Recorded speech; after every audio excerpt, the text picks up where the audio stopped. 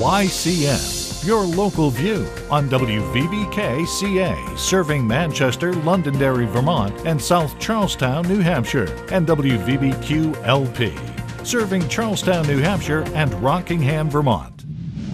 Coming up tonight on a special edition of YCN, we'll be having election coverage, including stops of national campaigns in our area and visits with many local candidates for the New Hampshire House and Senate.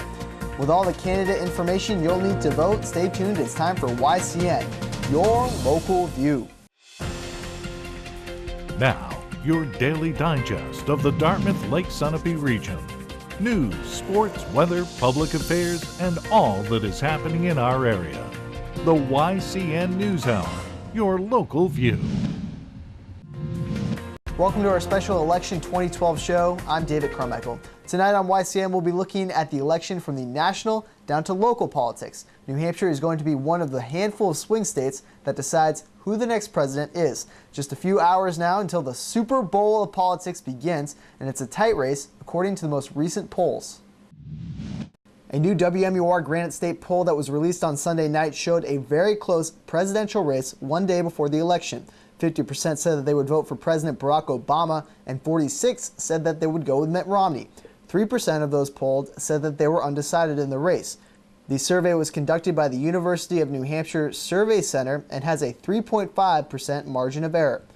In the final New England College poll, among 687 respondents, 50% said that they would vote for President Obama, with 46% again saying that they would vote for Mitt Romney. 1% indicated that they would vote for another candidate, and 3% said that they were unsure. Another poll done by the University of New Hampshire Survey Center showed a close contest in the New Hampshire race for governor between Republican Ovid LaMontagne and Democrat Maggie Hassan. The poll showed Hassan with 49% of the vote, and 40% said that they would vote for LaMontagne. 9% of the people said that they were still undecided in the race.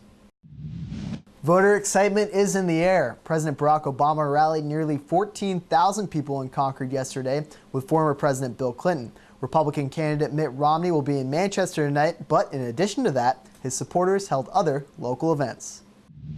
For purple mountains' majesty. Yesterday at McKenna's restaurant in New London, former Republican presidential nominee John McCain joined Senator Kelly Ayotte in leading Republican campaign rallies across the state.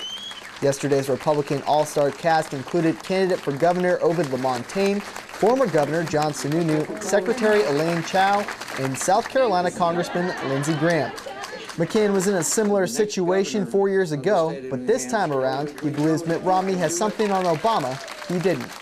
Barack Obama had no record in 2008. Now he's got a record he can't defend. I mean, when you look at unemployment, when you look at joblessness, and also now we have this cover-up in Benghazi with the death of 4 great Americans.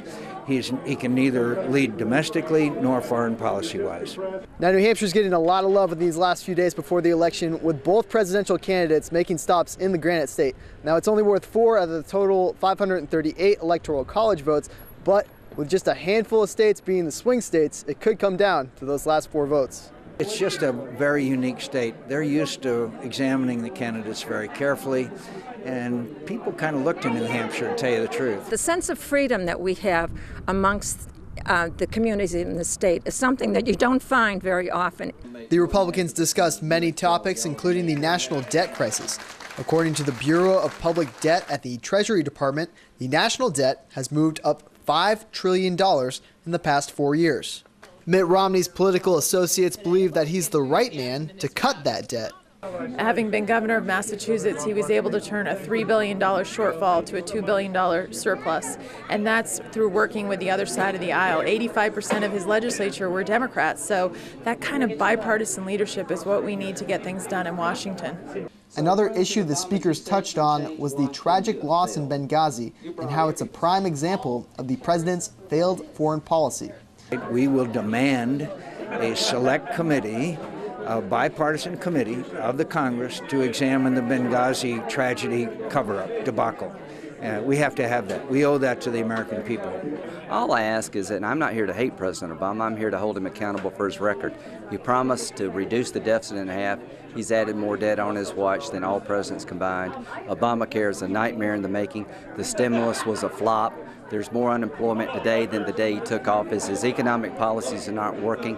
With the finish line close in sight for both candidates, one thing is for sure: New Hampshire is enthusiastic about their importance in this election. Coming up next for the balance of tonight's YCN News, John O'Connor will be sitting down with local candidates for the New Hampshire House and Senate to discuss why you should vote for them. So as we go to the break, here's a list of the candidates we'll be speaking with tonight.